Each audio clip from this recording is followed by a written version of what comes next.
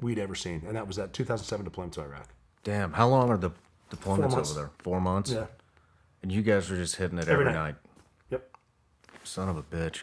We were in places where we put up makeshift tents to sleep. Like not like, but I mean, it's not secure. Like there's concertina wire maybe and some Iraqi guards. Like you could be in it every, but then like no internet, no TVs.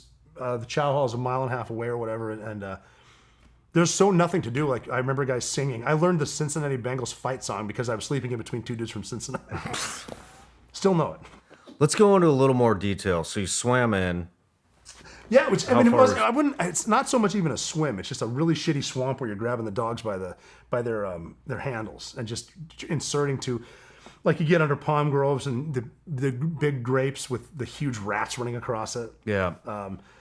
And the closer you get to target, the dogs are barking. They know you're coming, and then you get through there. Snipers start climbing, and then once the snipers get up there and you hear them go hot, it's just on.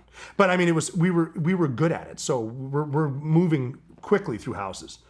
I mean, not too, but like we're killing dudes in houses, clearing one man in, blast him, and then move down the thing, and you're killing other dudes. And at the time, it's cool. Yeah. The further you get away from that, it's you start wondering what you're doing. Yeah. Does that bother you? Yeah, yeah. There are certain guys I think about. There's one guy in particular that I think about that I killed.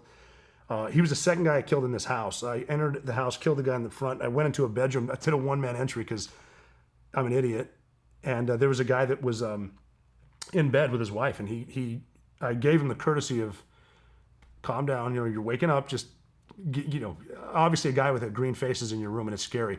Calm down. And there's a fucking AK-47 next to him. I'm like, come on, don't do that. And he went for it. I blasted him, killed him, and then his wife sees it. So I just shot this guy next to his wife, and you start to wonder, like, now the only reason I shot that guy is because I am in his house and we were born on two separate parts of the planet. Yeah. And I don't know him. And then the further you get away from it, it's like, what if we had met somewhere else, like in a coffee shop in France? Would we have shared a joke? Was he funny? Didn't matter. Damn. Yeah, I think I found the further you get away from war, the more it starts to sink in. That a lot of guys are killing each other because a lot of narcissists that are in charge have you do it. Do you think? I often wonder that too. Would we have got along? Or I know it's crazy. I mean, I feel like I would have liked half of those people Probably. more than the people that I'm around. You probably right have now a lot at more home, in common you with know? them. It's crazy, isn't it? Yeah, it is fucking crazy. Yeah. It's insane to think about. Yeah. I mean, because the humanity of it, people don't realize the humanity that. This is people these are dudes in their house with their families.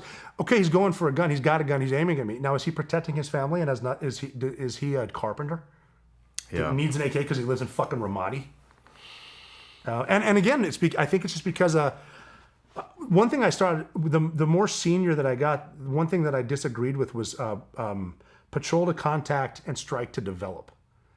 It's like, look, man, you're going to go to a house and find someone with a gun and kill him because you went to it. You're in his house. I mean, I remember one of the things where I started to not turn, but like say no more was I went into the wrong house and I was in a swamp and I was walking across this white carpet and the only two people in the house were a woman and her 10-year-old daughter. And I looked down at their white carpet and I remember thinking, I understand why they hate us. Imagine someone doing that here, Yeah.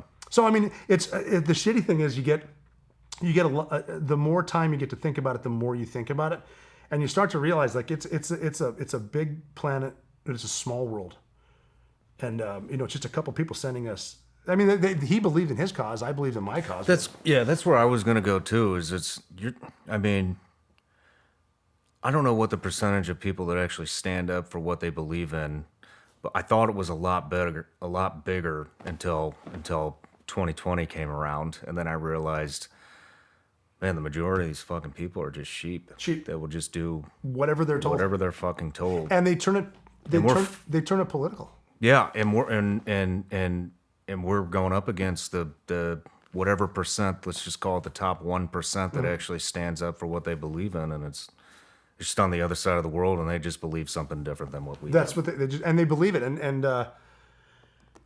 they just believe in their cause. I mean, yes, they're the bad guys to us, but we're also the bad guys to them. Yeah. I mean, they attack us because we're the great Satan. Yeah. I like think about the crazy aunt you have at Thanksgiving dinner that is so religious that she knows everything. They're just like her. They just believe something else. Yeah. I mean, the more deep you get, it's frustrating. Yeah. Because you start to wonder who's calling the shots. But I mean, that's what we did. And like I said, at the time, 27, 30-year-old, 32-year-old, fucking bring it. I'll fight anybody here. And then you start to question. I mean, I've had guys say, "Do you think are we going to get past this? Like, are we going to be good? Like with life?" So, and that's and I think the PTSD comes with it, and that's real. Yeah.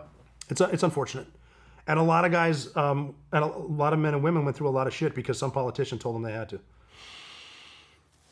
You're absolutely right. I think that's why they recruit them young too. That's crazy. But Even now, thinking about Iraq, I can sometimes sit there and think, so Iraq, the fuck was that all about? I think about that too. I think it was all Halliburton. It was Halliburton. Someone's getting paid. Someone's getting paid for the anthrax vaccination, smallpox, all the vehicles that we left there, the shit we brought over, every single round, all the body armor. Someone's getting paid for it all. That's a big contract. Yeah. Well, I mean, Halliburton did what they were. Oh yeah, they were everything. They were the carpenters. They were the chefs. They Yeah. were the trash people. They were the fuel people. They were the everything. cleaning crew. They were everything. Every aspect of life in Iraq that was on an American base was put Halliburton. together by Halliburton, who was tied to Cheney. Yeah. So, but anyways,